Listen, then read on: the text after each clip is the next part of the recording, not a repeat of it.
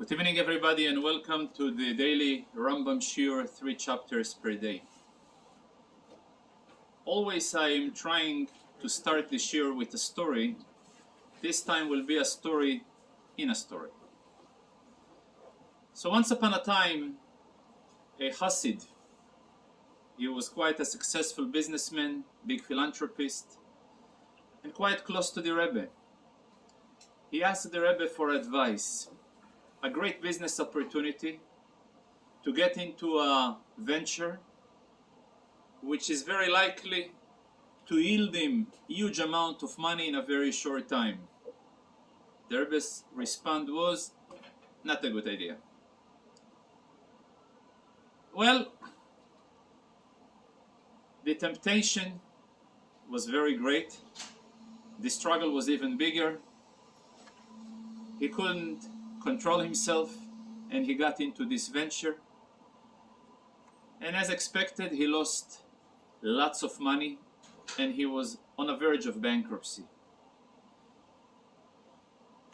He was in trouble, and he knew the only one who can save him from trouble is the Rebbe.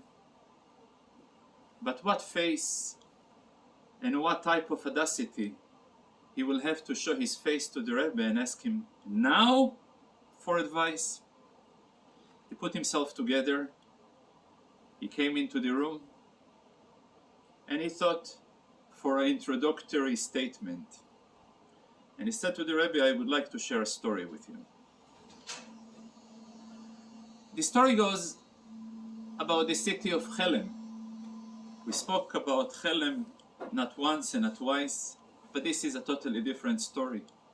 Chelem, like every other prestigious city, had its own thieves, had its own criminals as well. And the Ganev, the thief of Chelem, like every Chelemer Chochem, who always searching not where the item is lost, but where there is light, to be able to find, not necessarily the item, but find something else. So the Ganev of Chelem was adopting the same method. It was night, it was dark, but the only house where it was light, he knew that the business hours of the thieves is at night. So he got it right. But the only house in town that had some light in it, it was the house of the rabbi. He knew one thing, he cannot go through the door. So he tried to climb to the roof. And on the roof he found a skylight, and he jumped and he parked right in front of the rabbi. The rabbi looks at him and he says, how may I help you? He says, I have only one question. One shayle, one question only. Very short one. And it consists only of a few words. And here are the question. Wie kriegt man von dannen da raus?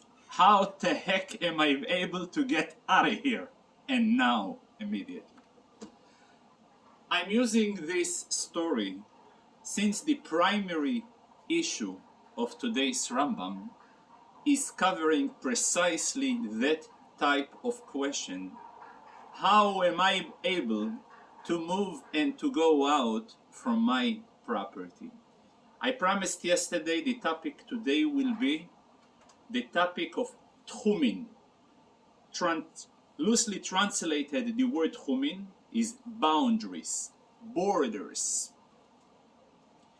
In Parshas Beshalach, in the pre-Matan Torah era, when the Jews started to get a menu that consisted of one item, the menu that consisted of man only.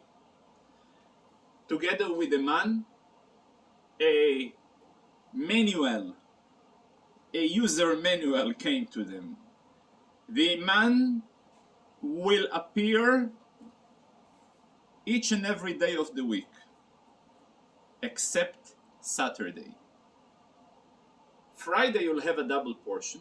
However, Saturday you must park, stay at your space and don't exit your space throughout the day of Shabbos. That's precisely how the original text in the Torah sounds. Shvu ish tachtov, each and every gentleman should sit still on his place. Al yetzu ish memkoimo, a man should not exit his place throughout Shabbos. Obviously, when you're translating literally the way it is written, you are in trouble. You really cannot go out of your space. However, according to the oral tradition, there is a different, a more widely expandable meaning of the word space. Our sages in the oral tradition, since they had the information that the camp of the Jewish people in the desert was measured approximately 12 kilometers. So when the Torah refers to your space, the space of the collective, of the Jewish collective, of the entire community, which consisted of the 12 tribes, was exactly 12 kilometers. So when the Almighty refers, don't exit your space, the restriction applies.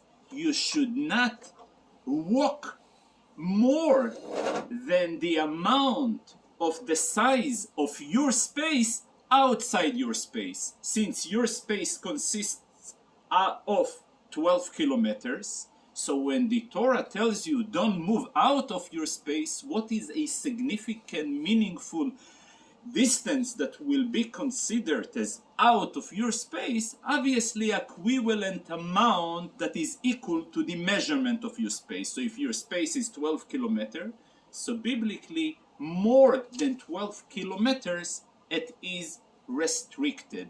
And if someone violates this restriction intentionally with witnesses and warning, so his punishment is malkois. Malkois is lashes. This is the only biblical restriction that is associated with Shabbos, that the punishment is not as severe as any other melacha, where the punishment is skila, karet, or chatat if it's done beshogeg, but this is a lesser severity of violation, that the only consequences will be malkot if an individual violated it b'mezid intentionally. Until now it's the biblical restriction. However, according to the rabbinical tradition, midei rabbanan, they have minimized the amount to 2,000 amma, which is approximately 1 kilometer. Any type of movement outside this tchum, outside this jurisdiction, outside this border, exposes you to the rabbinical violation of tchumin. So therefore, if an individual exceeds the boundaries of 2,000 amma, he is in a rabbinical violation. If a person exceeds 12 kilometers, he is in biblical violation. Now, while a person is inside his city, the entire city is considered to be his space. So outside, he is allowed to walk throughout the entire city, plus additional 2,000 amma, which is 1 kilometer, outside the city. If an individual went ahead intentionally and went even 1 amma beyond the point of 1 kilometer outside the city on Shabbat, he is stuck. He cannot move out of his space. The only stretch he has is Arba Amot. Arba Amot is only 2 meters from his place that he is standing. Beyond that, it is restricted on Shabbat. It is very important to note, while an individual is heading to his city and he's planning to stay in his city, and it is already about Shabbat, so depends at what point is he from the city. If he is outside the city less than 1,000 meters, which is about a kilometer, that's fine. I will view as he is in the city, and he is permitted to walk throughout the city plus the extra Tchum Shabbat. If a person, however, he is outside the Tchum, outside the boundaries, so then he is able to walk only 2,000 Amah. So the idea is, wherever a person finds himself at Erev Shabbat, he is permitted to walk to each and every direction of the place that he is parking, only an amount of 2,000 Amah, is, remember, 1 kilometer. Now, there is also a very big distinction whether a person came out from those jurisdictions willingly or by force. There is also a big difference whether a person was associated with an activity that is there to save other people's life. When he is there to save other people's life, the treatment and the allowance and the expansion of the territory that he is able to move is way bigger. This is basically the idea of the first chapter of the daily Rambam of today. So we'll summarize.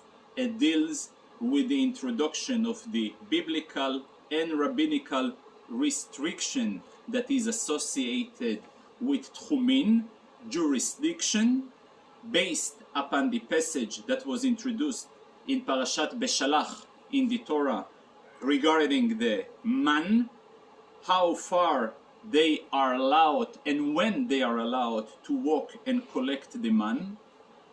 The second chapter, as an introduction, I will give the fact that everybody knows, especially people who came from this former Russia, Soviet Union, that many times people have lived and never left their house or their yard for 70, 80 years, and yet they have carried throughout their life passports of 4, 5, 6 different governments. And the reason? Because it was always occupation, always re-establishment, redefining of new borders, of new territories, and therefore anything that happens in the world must find, or in other words, everything that takes place in the world must echo a similar model that pre-exists already in the draft of the world, which is the Torah.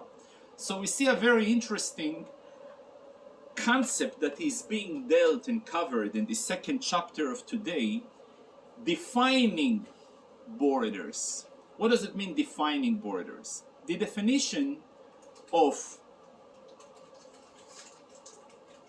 saying that outside the city a person cannot walk more than 2,000 Amah, where is exactly the end of the city? Since no cities have the same shape and size.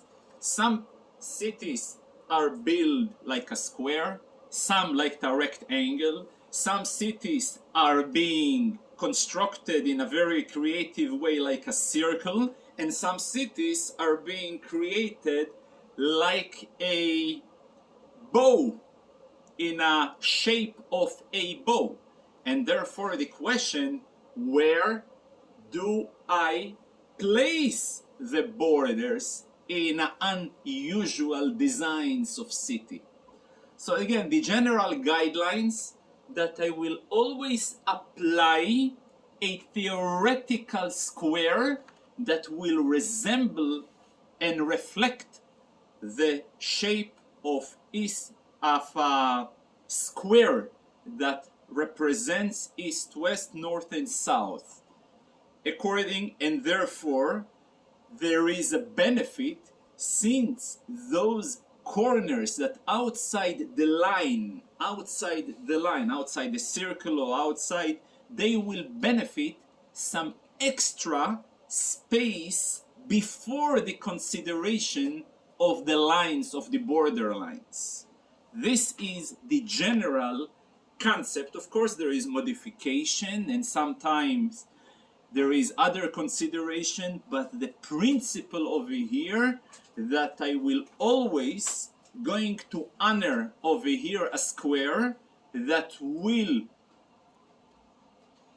be in line of the ruchot, or ruchot as the sides of the corners of this world. There is also a very important issue that is being dealt in the second chapter of today, when there is a conflict of testimony between two witnesses, old-timers who happen to live in a city, and one of them claims that the Tchum Shabbos, that the boundaries of Shabbos reached one point, and the other one saying differently. So the point over here that I will justify the discrepancy in their testimony by assuming, given the fact that always between the size of the rectangle and the straight line there is a discrepancy of 40%. For example, if I am taking over here a city of which I'm viewing it as a square, so 2000 amma on a straight line will be 2000 amma. But if I will make the 2000 from the rectangle, so this rectangle will exceed the straight line by about 40%. So for that reason, if there is a discrepancy of testimony between two individuals that represents a 40% gap, I will accept both of them and I will expand the measurement of Tchum Shabbat. It's a very, so basically there is an expression in English, it's all about how far you draw the line. And indeed over here, the topic, the primary topic of the second chapter is precisely this. How far do I draw the line, and how do I draw the line in a very unusual shapes and situations of structure of the city. The third chapter deals with a very common ritual that all of us are involved on a weekly basis, and this is the rituals of KIDDUSH, HAVDALAH, Shabbos feast, and the usual and the smelling of the besomim at the end of the Shabbos and the Havdalah. There is a very interesting point before I'm going to enter to the contents of the third chapter. There is always must be a connection between, since the Rambam was extremely organized, so the order, how he presented his rulings was extremely, extremely important. Extremely meaningful. What is the connection between the measurement of the Tchum Shabbos, the jurisdiction of Shabbos, and the Kiddush in Havdalah? So I saw a beautiful explanation. Everybody knows that the reality of this physical world consists of two dimensions: space and time. Each and every soul came to this world in order to sanctify those dimensions, the dimension of time and the dimension of space. It is clearly when Shabbos is being referred to as the holy and sanctified day, the most holiest day of the week. So obviously it's about sanctification of time. But the twist over here, since time cannot really be separated of space, and space cannot really be separated of time, so obviously when you are sanctifying time, you must sanctify space as well at the same time. So where is the injection, the contribution of holiness into space when it comes to Shabbos? Here is the mitzvah of Tchumin. When Torah tells you that in day of Shabbos, day is a unit of time, don't move out of your space, because by you not moving of your space is really projecting and loudly screaming, Shabbos is not only today but here in this space. So it's a wholesome and it is an integrated contribution of holiness that is being done on Shabbos. Now, after this introduction, we will see something very interesting. When it comes to the ritual that we are accustomed to do weekly, Kiddush, there is one principle that is associated with it. Everybody may heard it once or twice. It's called Kiddush Bemokoim Seudo. In order to have a Kiddush which will qualify for the definition of Kiddush and be halachically sound and right and meaningful spiritually, it must take at the space when you made the Kiddush on the wine, you must accompany it with a feast. If the feast is in a different place, the Kiddush is not a Kiddush. So therefore, you see that even when it comes to a very common, very frequent activity that we're doing it weekly, the idea of sanctification of the place, of the space, plays a very important role. There is a very famous statement that was said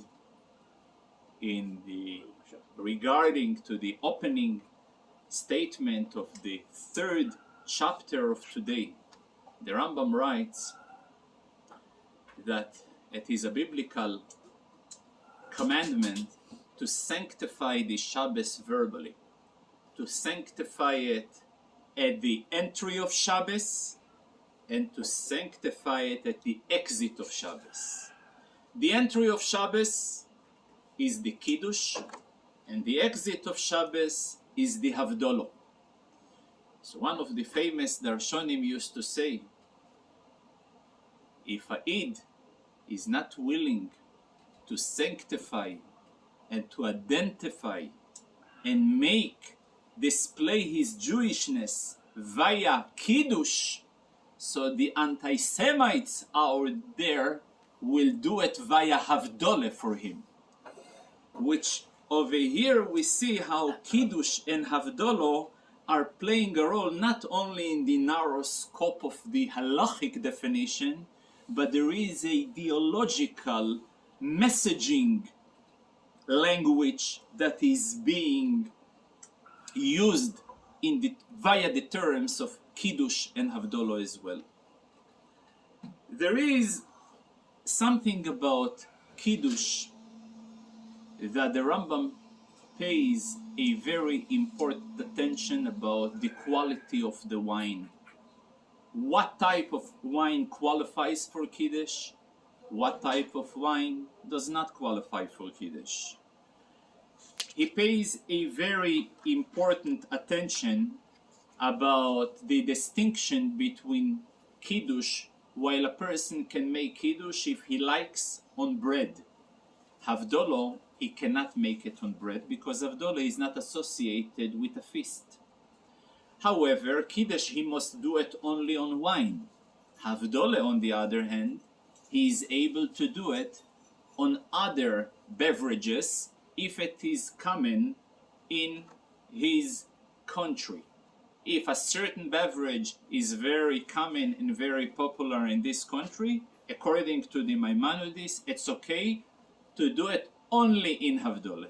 However, other authorities are expanding the permission not only to do it on Havdalah, but to do it also in Kiddush of the day only. The Kiddush of the day is being called the big Kiddush, on quote unquote. The big Kiddush, someone, as a person who is blind, you see, oh, he sees a lot. It's called Sagina Ho, he sees a lot. So over here, when you're referring to the day Kiddush, you're referring it as the big Kiddush, which is the idea that it's lightly, and therefore it is okay for most of the authorities, halachic authorities, to use and to sanctify it with other beverages, other hardcore or light type of beverages.